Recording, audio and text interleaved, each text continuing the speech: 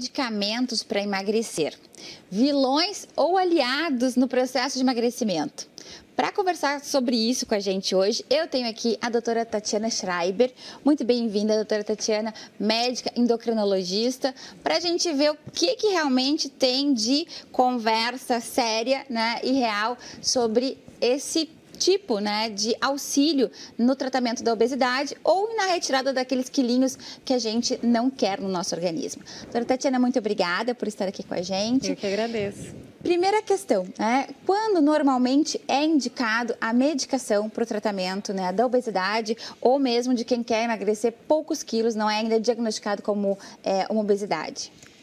Isso. Obrigada, Iva, pelo convite. Bom, gente, a primeira coisa que a gente tem que saber é exatamente isso, né? Os medicamentos para tratamento de obesidade, eles não são indicados para aquelas pessoas que têm só uns quilinhos a mais e querem emagrecer, que muitas vezes algumas mudanças no hábito de vida já resolveriam o problema, né? Só cuidar da alimentação, colocar atividade física na rotina, né? E a gente sabe que os medicamentos para emagrecer, eles têm riscos, né? Eles não são isentos de risco, por mais seguros que sejam as novas formulações.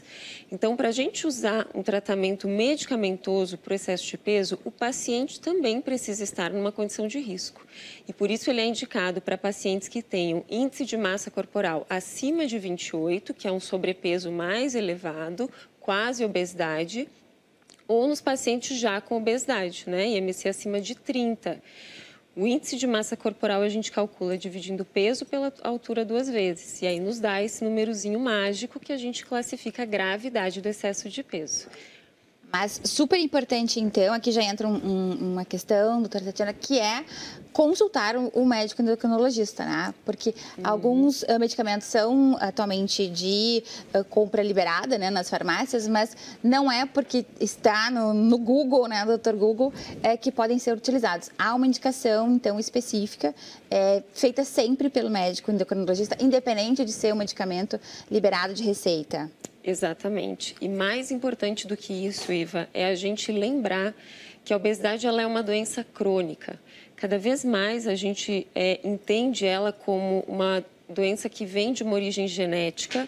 Não são todas as pessoas que vão comer a mais e ser sedentárias que vão chegar em níveis de peso de obesidade. Então, a gente sabe que existe uma origem genética e que quando ela começam a ter alterações de hormonais a nível de hipotálamo, né, cerebral, que faz com que a pessoa coma mais realmente.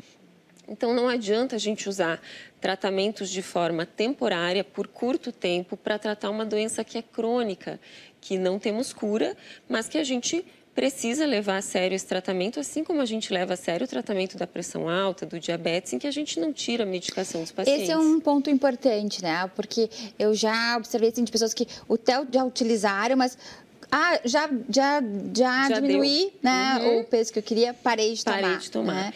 E é um tratamento, ele precisa ter uma continuidade. Não significa que o paciente vai ficar a vida inteira com a medicação. Isso tudo vai depender da avaliação médica, dos objetivos que a gente atingiu, em como vai ser feita essa retirada de medicação, em como esse paciente está aderente aos novos hábitos de vida que precisam vir junto com o tratamento, né?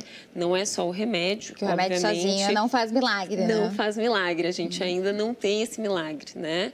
Mas o mais importante da gente frisar é isso, né? Que é uma doença que os pacientes ainda sofrem muito preconceito por usar medicação, né, de outras pessoas. Assim, ninguém tem preconceito com tratamento de pressão alta, mas as pessoas têm preconceito com os pacientes que usam remédio para emagrecer. Mas a obesidade é uma doença tão séria como qualquer outra. Sim. E tem que ser levado a sério esse tratamento também. E por que tu achas que existe uma certa, uma aura, assim, de que os medicamentos para tratamento da obesidade são meio vilões, assim? Talvez por essa questão da automedicação ou de alguns medicamentos que de anos atrás ficaram famosos, até pelos efeitos colaterais? Com certeza.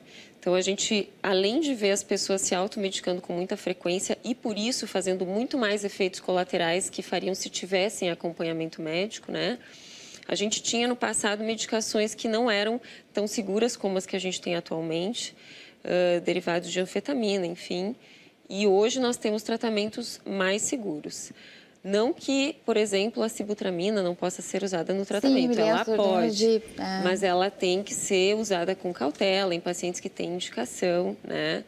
E esses medicamentos, eles ainda são vistos como vilões, principalmente porque as pessoas acreditam que o paciente ele possa emagrecer só mudando estilo de vida, quando já tem obesidade. Falta foco, falta fé, falta força, né? E hoje, na medicina, a gente sabe que não é assim. O tratamento da obesidade ele é muito mais complexo do que isso. O paciente precisa e merece ajuda para emagrecer, mas tem que ser monitorado. Ou seja, o medicamento para tratamento da obesidade é um aliado, né? Desde que seja recomendado, né? Receitado com todo o acompanhamento médico. Isso exatamente, aí, né? Exatamente. Falou então, muito bem. Perfeito. Muito obrigada mais uma vez pela sua presença aqui no nosso programa. Eu agradeço. E sigam acompanhando, pessoal, que esse sábado está recheado de coisa boa aqui no programa Confraria do Batom.